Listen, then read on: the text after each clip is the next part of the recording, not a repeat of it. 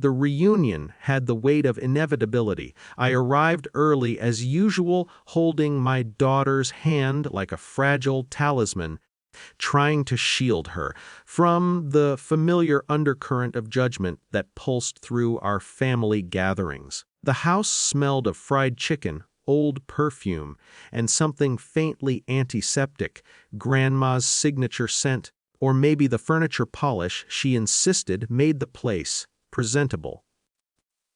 My sister was already there, sprawled on the couch with a smug ease I remembered from childhood. She had perfected that look over decades, a mixture of boredom and barely concealed contempt, the sort that didn't shout but cut in quiet, precise lines. I braced myself, reminding my daughter quietly that she didn't have to answer anyone, that some people weren't worth the breath it took to explain oneself. The comment came before I could even settle. "She's mentally retarded, always has been." The words landed like cold stones, precise and cruel. My daughter shrank into her chair, shoulders curling as though trying to fold herself out of the world entirely. My mouth went dry. I wanted to say something, to scream, to punch the air. Decade of careful politeness and fear of escalation kept me still. The room paused. A clock ticked somewhere in the background. A chair squeaked. Grandma spoke next, calm and unhurried. Behind compared to whom? My sister smirked. She had already expected the applause that never came. Her gaze flicked between my daughter and me, waiting for our faces to crumple. For the moment of triumph she had rehearsed in private. Grandma continued, still calms. "Because she's 2 years ahead in school. Only one I've put in my will." The smirk faltered. The silence that followed was heavier than any shouting. Sister's posture stiffened, her arms crossing almost defensively. No words came. Only the quiet rearrangement of power, deniable in its subtlety, taking root like a plant breaking through concrete.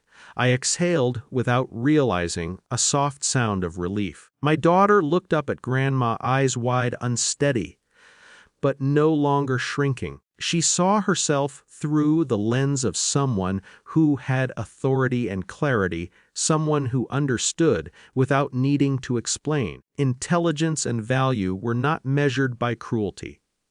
Memories surfaced. Childhood dinners where my sister's jokes lingered like chains, where I had been the one folding in, holding my tongue, holding myself back.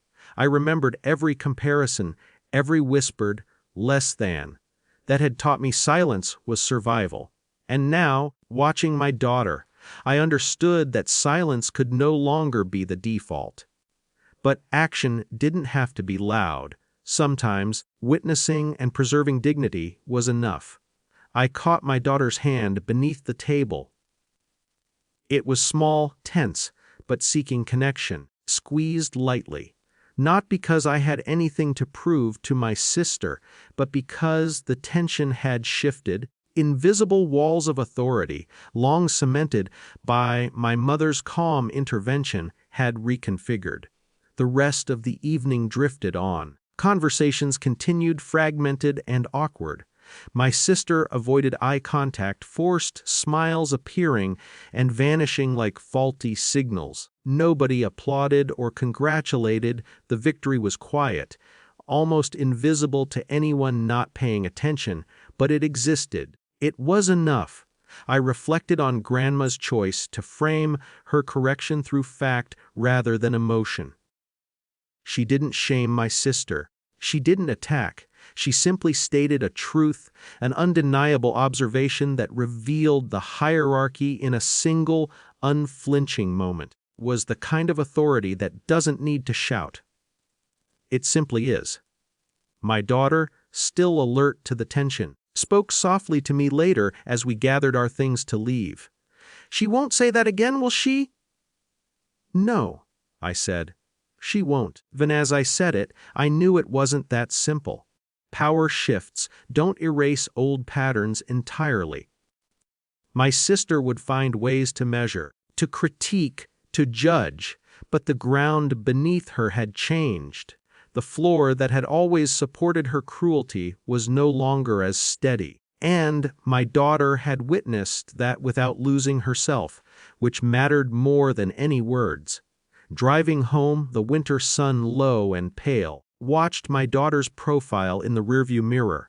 She was quiet, thoughtful, still processing, felt a strange mix of relief and grief. Relief that dignity had been restored in that small moment. Grief for all the times she might encounter similar cruelty outside this bubble of family. Considered how layered the lessons of life were, how some victories arrive quietly and how some wounds linger quietly too.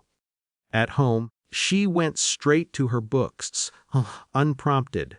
I lingered at the doorway, watching her immerse herself in math problems and history essays, her small body radiating the steady focus that had always been underestimated. The incident at the reunion was still heavy in the air, had a different texture now. It was not just cruelty, it was also the proof that justice, measured, calm, precise, could exist quietly without spectacle. I sat down with a cup of tea, feeling the tension ebb from my shoulders. Thoughts returned to the family, to my sister, to the patterns that might never fully break. But I also thought about my daughter and about the subtle but unassailable way power had shifted. Grandma had intervened, yes, but the most important consequence was internal. Dignity, restored, witnessed and quietly claimed. I didn't expect thanks. I didn't need it. That night, checked on my daughter one last time. She looked up at me and smiled softly.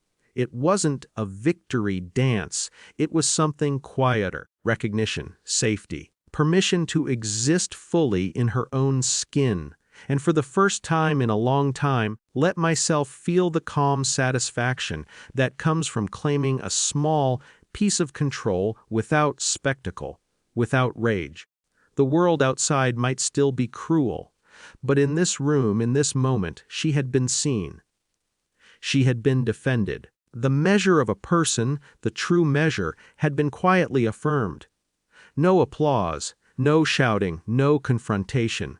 Just a still, undeniable shift that would ripple through future gatherings in ways no one could measure, but that everyone would feel. The reunion ended. The car ride home was silent, filled only with the low hum of the heater and the muffled sounds of tires on wet pavement. And yet, in that silence, I felt a weight lift, not in triumph over my sister, but in the quiet reclamation of dignity, a reclamation that was steady, controlled, and unmistakably ours.